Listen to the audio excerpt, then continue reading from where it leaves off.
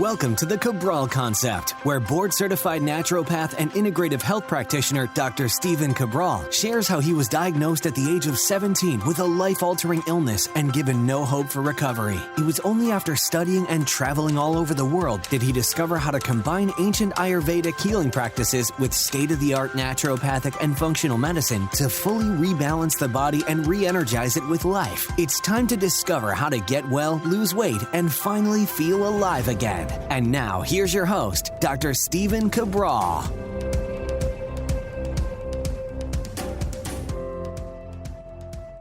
Welcome back, everyone. We're here today on today's Cabral HouseCall, our second one of the weekend. Hopefully you tuned in yesterday. We answered some pretty amazing questions from the community. Of course, I would expect nothing less from our members.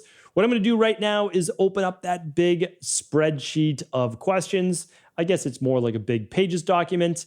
And again, like I said before, this is always the first time that I see these questions. And what I want to do is give you a real world answer.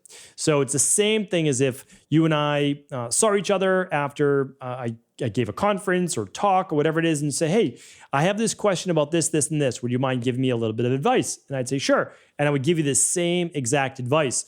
So I just want to make sure too that everyone knows that it takes about 6 weeks to get your question answered at Ask Cabral. So you don't need to write in multiple times. We see a lot of duplicates come in, and just understand we answer every single question, no matter what it says, we answer it. And so we're happy to do that as well. All right. So let me make sure that you can hear me well on this mic. And again, thank you so much for tuning in. Let's dive in.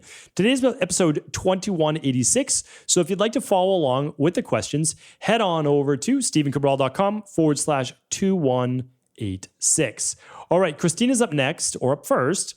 And she writes in, for as long as I can remember, I get recurring yeast infections and BV. I generally flip-flop between the two. I know it's a common problem for many women. I am assuming I have candida overgrowth, but what can I actually do to solve this? In addition, I'm currently pregnant and having to treat a yeast infection now every 2 to 3 weeks. My doctor says to just keep treating it, but it is having a dramatic effect on my life. Keep in mind that I will be breastfeeding in a month or so. Yeah, totally understand. I've answered this question many times. So you wrote in on 12/16.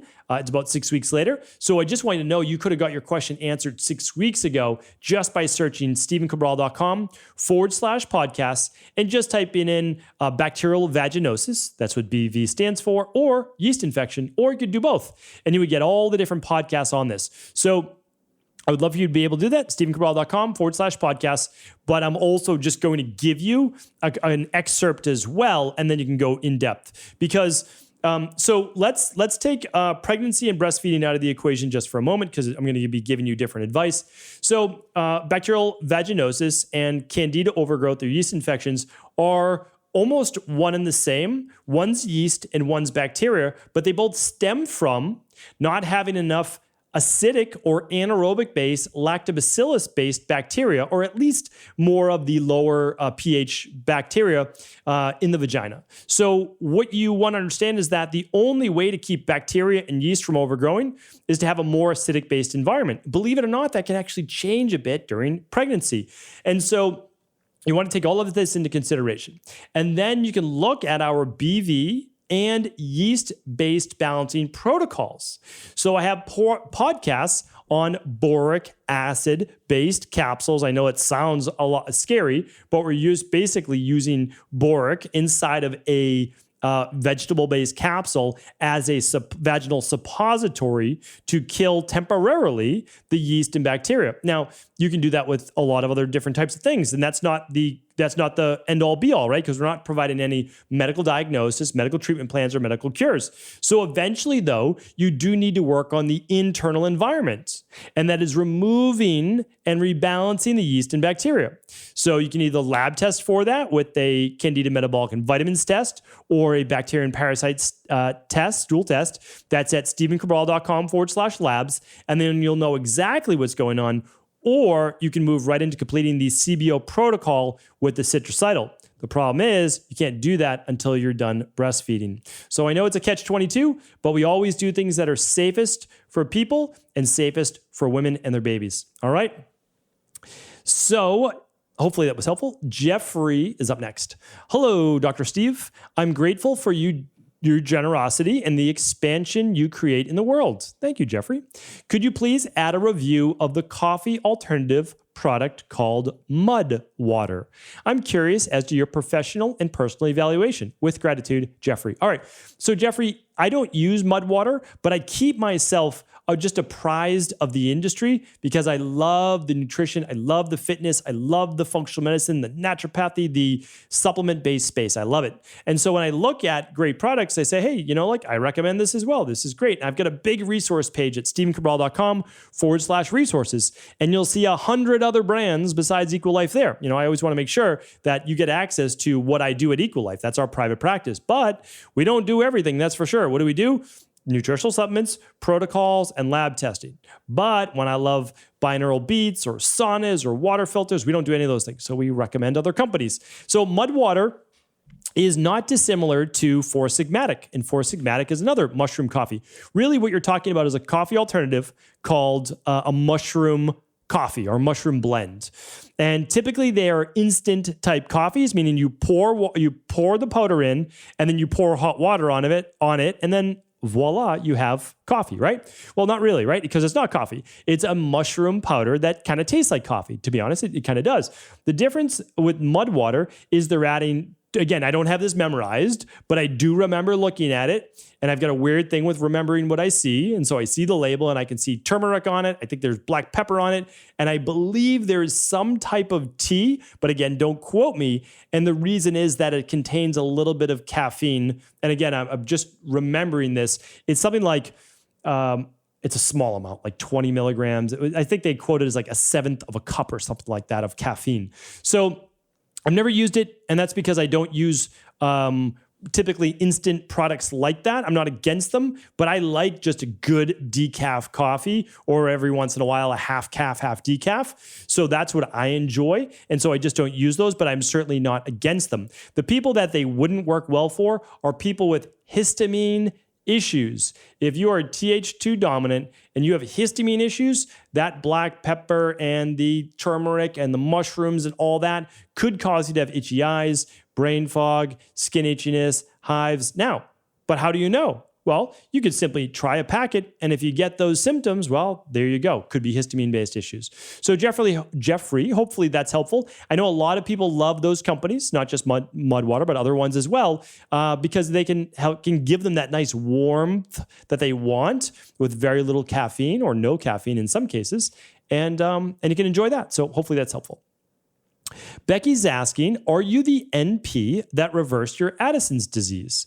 Did you have primary or secondary, and how did you do it? Do you have protocols or recommendations to support the body for primary adrenal insufficiency? All right, great question. So I am that person, but I'm not an NP. An NP is a nurse practitioner. So I'm a doctor of naturopathy. So my degree is a doctorate of naturopathy. And but the degree doesn't really, honestly, whether you're a nurse, chiropractor, doctor of naturopathy, acupuncturist, whatever it might be, there's no secret to being a doctor of naturopathy. I went to school, learned what I need to learn. I did internships, but I've read thousands of books. And then I went through this myself, right? So I had to go through this process. So I had Addison's. I had, unfortunately, autoimmune issues, blood sugar issues, and many, many others. I'm not going to go into those today. Now, even though I was able to, so here's the thing. Diagnosed with Addison's disease, put on Cortef, diagnosed with POTS, that goes along with Addison's typically, put on Florinef, diagnosed with a lot of other diseases. I still can't say that I cured them, because technically that's illegal. I know how strange that sounds. But what I did was I rebalanced my body so that those diseases could no longer exist, because there is no way to get rid of Addison's. However, if you get rid of the reasons and causes why you had Addison's in the first place, then Addison's can't exist. That's what I try to teach people. At some point in your life, you didn't have Addison's. At some point in your life, you didn't have an autoimmune issue. At some point in your life, you didn't get migraines. At some point in your life, you didn't have high cholesterol or high blood pressure. You don't have to have them now. It's just the way that it is. And it doesn't mean you fix it overnight. Addison's disease is not easy to overcome, but you can. And so there is no protocol. That's what people ask me. Give me the protocol for Addison's. You have to understand is you have to know why you have Addison's. I had candida overgrowth. I had bacterial overgrowth. I had H. pylori. I had high metals like mercury. I had massive immune dysfunction. I had high omega-6s. I had lots of food sensitivities, allergies, indoor and outdoor. I had to work on my body being broken and all that intestinal permeability. So what did I do? I followed exactly what I wrote in the Rain Barrel Effect. So I teach you how to overcome any health, weight, or aging-based issue in the Rain Barrel Effect. And that book is free. I give it away now because it's exactly what I do in my practice. I tell you how you get sick, how you get well again. And it's literally, I pay to print the book. You just pay for the shipping. And you can find that at StephenCabral.com. And I'm sure there'll be a link somewhere my team has put up there for that free book. All right. Hopefully that was helpful. And yes, so there we go. And thank you, Becky, for writing in. And I know that, again, I had primary Addison. So I think you asked that question. I had primary. So my adrenals were not producing cortisol. And I know you know about this. And I did the specific ACTH stim test to go through all of that. My PCP could not believe it. Literally could not believe it.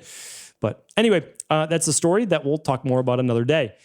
Alex is up next. Hi, Dr. Cabral. I'm super thankful for your continued work and service to the world. My question is regarding swallowing pills. I have this mental block where whenever I try to swallow a pill, my throat just locks up and I swallow the water, but the pill will still stay there in my mouth. Any tips, advice, or resources for moving past this? I was able to swallow a specific medication that I'm not going to mention so I don't get censored a few months ago because it was so tiny. Actually, I have to erase that. Unfortunately, it's one of those ones that has to do with the virus. And I'm just going to write meds instead, and everybody can kind of use their imagination. Thank you for your time and presence. I appreciate you, Alex. I really do. So here's the thing. Something happened to make you anxious and nervous about swallowing these capsules, most likely thinking you may choke. So one thing to use that works great for people, and I know this sounds kind of crazy, is hypnotherapy. But hypnotherapy combined with that neurolinguistic programming, and most NLP people often use hypnotherapy with it, you might be able to get rid of it within a week or 2 weeks' time, doing a couple sessions with them. So that's one advice. The other is that I taught my oldest daughter to swallow capsules because she just had some health things we had to correct when she was a little younger at a very young age. And what I taught her to do was put some water in her mouth and then put the capsule in and to float the capsule in the water in her mouth. And then she just swallowed water, which felt normal, and the capsule went down with it. Maybe give that a shot, all right?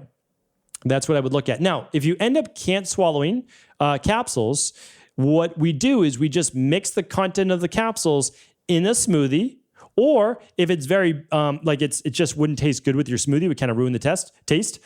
You just put it in like 1 ounce of tart cherry juice or pomegranate juice, which has very little calories, very little sugars. It can actually give you some health benefits. And then you just kind of drink it down like that. All right. Or even some people mix it in with a little bit of applesauce or something like that. All right. So we do that for both children and adults.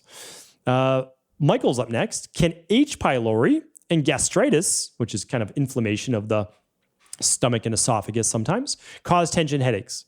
All right. Again, good question. The answer is yes, but not necessarily tension headaches. So I think when people refer to tension headaches, it's sometimes in the temples or side of the head.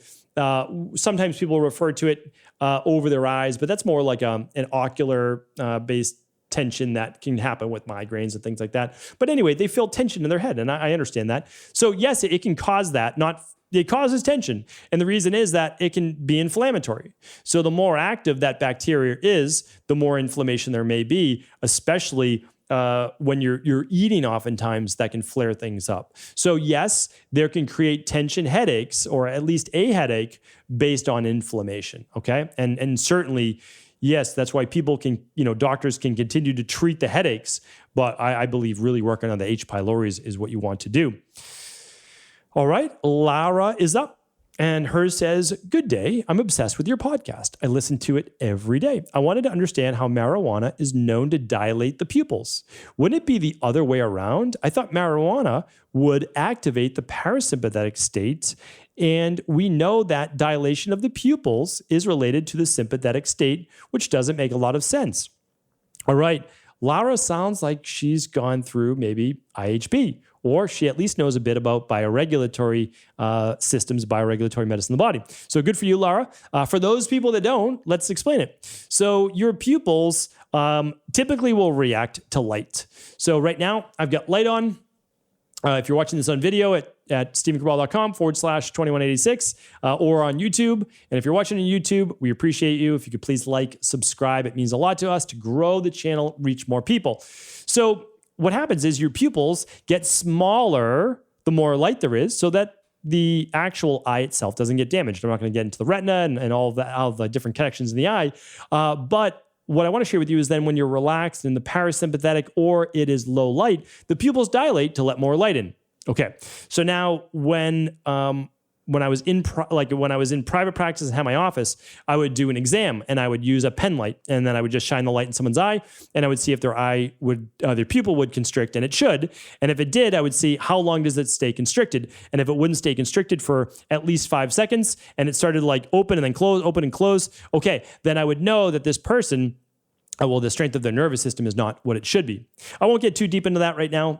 That's neither here nor there. What Lara is saying basically is the more stressed you are, what should happen, like in a fight or flight response, your pupils end up going wide. And then when the more parasympathetic you are, the pupils end up being like pinpoints. And honestly, you see this a lot with people on blood pressure medications because they're being forced down, right? Like you're not allowed to get in fight or flight because you were lowering your blood pressure. All right. Anyway, I feel like I'm getting too deep right now, but let me answer Lara's question because this is a good one. Now, the interesting thing is that certain drugs, and I'm not against cannabis. I'm just not. If this is personal belief, again, this is not me recommending it. Okay. I'm not smoking marijuana or cannabis like that. It's just not what I do.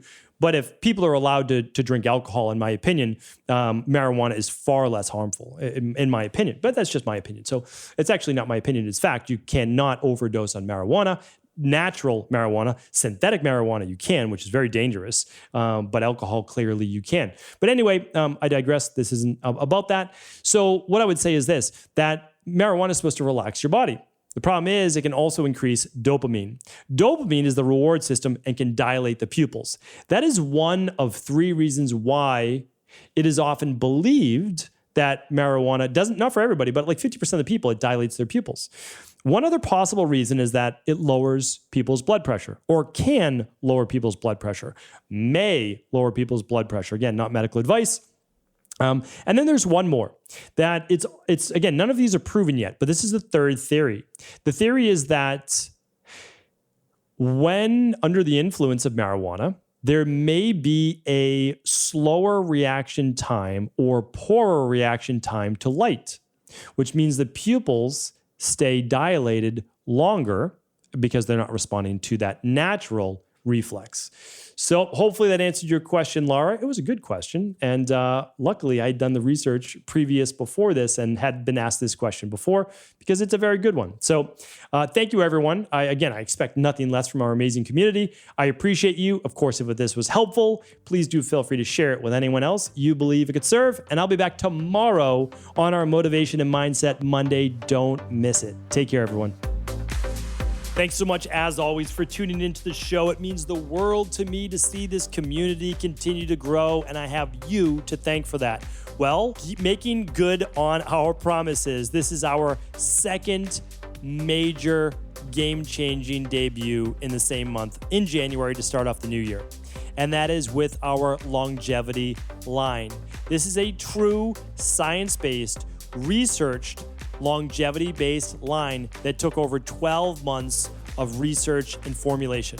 It covers everything from our advanced renewal system, which is state-of-the-art mitochondrial boosters and natural inflammation balancers.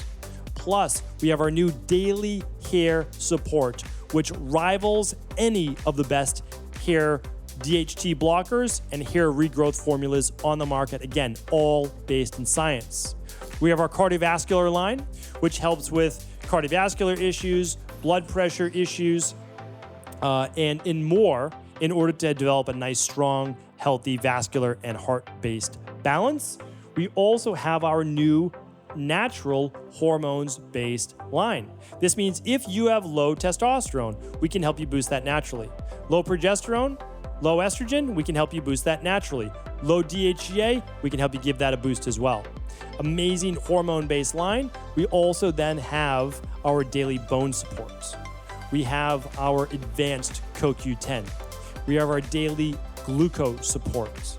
We have our daily vision and eye health product, which is sure to become one of our top ones out there, especially with how much we all view our computers and phones every single day. I can't go through it all right now, but again, there are so many amazing products that, again, are game changers. I've been using many of these in all sorts of different formulations, typically taking 3 or 4 different products to just get some of the nutrients in, like a product like Cell Boost for the mitochondria for anti-aging for the last 3 years.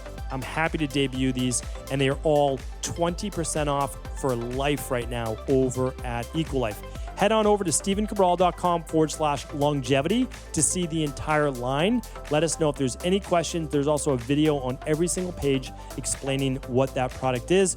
Take advantage of it. 20% off for life over at stevencabral.com/longevity.